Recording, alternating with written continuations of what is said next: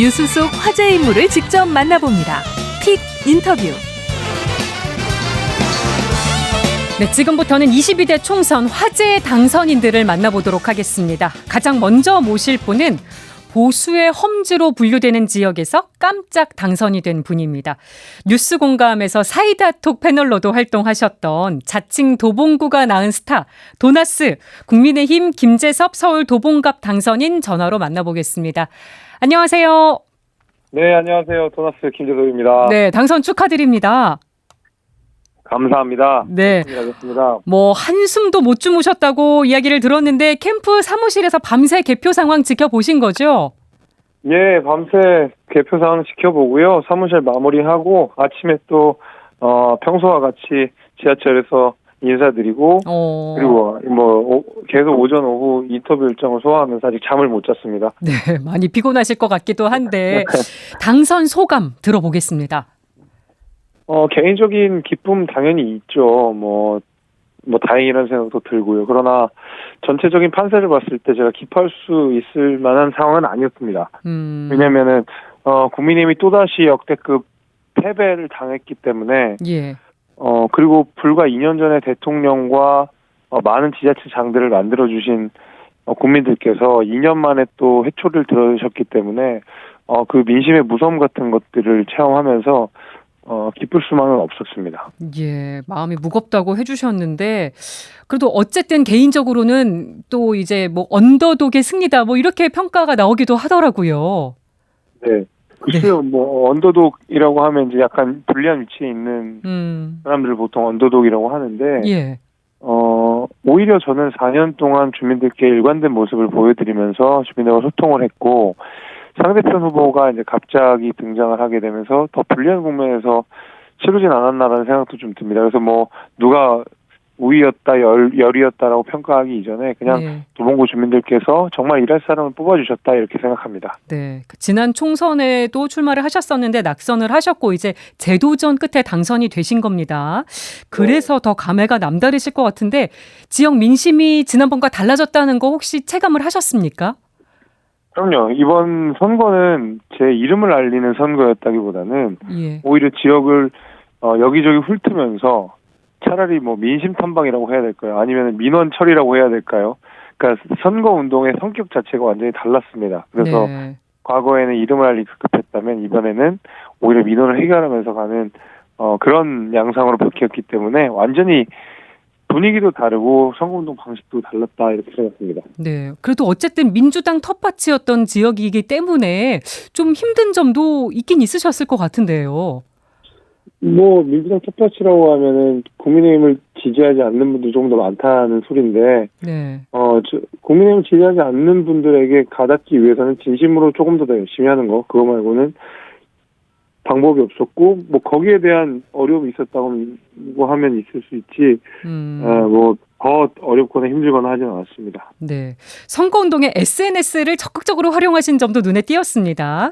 특히 뭐 초중고 학생들의 지지를 많이 받으셨다고 들었는데 학생들의 마음은 어떻게 사로잡으신 겁니까? 뭐 일단 적극적인 소통이 가장 먼저였고요. 그것도 학생들이 좋아하고 필요하는 공약들이 있습니다. 보통 학교 내에서 필요한 그 잔디 같은 것들, 그런 것들은 학생들이 뛰어놀기에도 필요도 하기도 하고 또 학생들이 좋아했던 공약이라서 그런 공약들을 내놓았더니 아주 좋아해가지고 네. 뭐 지역에서 좋은 반응을 일으킨 적이 있습니다. 네. 아까 초반에 당선 소감 여쭤봤을 때 이제 마음이 무겁다고 하셨는데 이번 총선 결과에 담긴 민심 어떻게 읽고 계세요? 당연히 정권 심판론이라고 생각합니다. 이번 총선의 주제였고 실제로 그 결과가 이렇게 나온 건데요.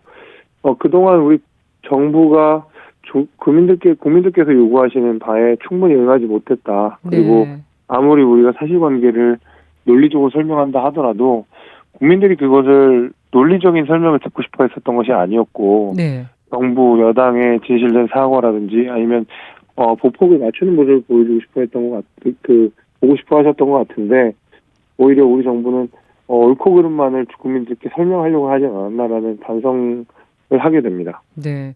한동훈 비상대책위원장이 총선 참패 책임을 지고 사퇴했습니다. 대통령실과 공동 책임이 아니라 본인 책임이라고 했는데요. 당내 상황 어떻게 수습해야 된다고 보십니까? 당연히 한동훈 위원장은 당의 지도자이자 대표로서 선거에 무한 책임을 질 수밖에 없습니다. 그 무한 책임을 지겠다는 의제 선언 같은 걸로 보이고 예. 당연히 그에 따라서 사퇴를 한 것으로 보입니다. 그렇다 그러면 지금 정부와 긴밀하게 협의를 해야 되는 여당 입장에서 비대위가 자꾸 들어가는 모습은 좋지 않은 거라고 생각하거든요. 여당에서 비대위는 기본적으로 논리가 잘 맞지 않는 말이기도 합니다. 여당은 대통령과 호흡을 맞춰야 되는데 비상 상황이라는 게 좀 아무래도 이상하기 때문에 네. 전 조기에 전당대회 등을 통해서 지도부를 안정시키는 것이 빨리 해야 되는 일이 아닌가 이렇게 생각이 됩니다. 네. 한 비대위원장이 본인 책임이라고 하긴 했습니다만 오늘 대통령실 비서실장을 포함한 수석 전원이 사의를 표명했고요. 한덕수 총리도 사의를 밝혔습니다. 윤 대통령 임기가 이제 3년이나 남아 있어서 국정 운영 방향이나 기조의 변화가 필요하다는 목소리도 많습니다. 이 부분은 어떻게 보세요? 국정 운영의 방향과 기조를 바꾸는 가장 좋은 방법은 그 사람을 바꾸는 일이라고 생각합니다. 인적 개편. 그렇습니다. 그 인적 개편을 보여줌으로써 저는 앞으로 대통령실도 이러이러한 식으로 국정 운영이 바뀔 겁니다라고 국민들께 말씀드리고 있는 거라고 생각하거든요. 예. 그러면 실제로 사람이 바뀌고 나면 바뀐 사람의 정책, 그 바뀐 사람의 어떤 방향성에 따라서 정책도 상당 부분 달라질 수 있다고 보고 대통령실은 그 스텝을 맞춰서 걸어가고 있다고 생각합니다. 네.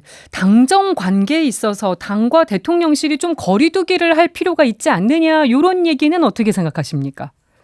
거리두기가 중요한 것이 아니라 정보에 대해서 협조할 건 협조하고 아닌 건 아니라고 이야기하는 독자적이고 주도권을 가진 그런 여당이 되어야 된다고 생각합니다. 무조건적인 거리두기는 여당으로서도 불가능한 일이겠죠. 네. 그래서 저는 오히려 정부랑 긴밀하게 소통을 하고 일을 같이 하되 잘못된 방향에 있어서 당이 주도권을 갖자 이게 저는 좋은 방법이라고 생각합니다. 예. 끝으로 22대 국회에서 나는 이것만은 꼭 지키겠다. 공개적인 다짐이나 약속 해주실 게 있을까요? 예, 지금 제가 공약으로 걸었던 도봉구 주민들의 교통 문제, 주거 문제, 산업 문제에 개발할 수 있는 중요한 타임이 저는 요 22대 국회 초반기부터 중하반기까지 요 사이라고 생각합니다. 그래서 네. 저의 1법, 1호 입법 과제 등 이런 것도 중요하지만 도봉 발전의 골든 타임을 놓치지 않도록 도봉구의 지역 이슈에 있어서 적극적인 해결부터 해나가겠다 이런 약속 드리겠습니다. 네, 지역 공약 지키는 거 힘쓰시겠다는 말씀. 알겠습니다. 지금까지 서울 도봉갑에 출마한 국민의힘 김재섭 당선인 만나봤습니다. 오늘 전화 연결 고맙습니다. 감사합니다.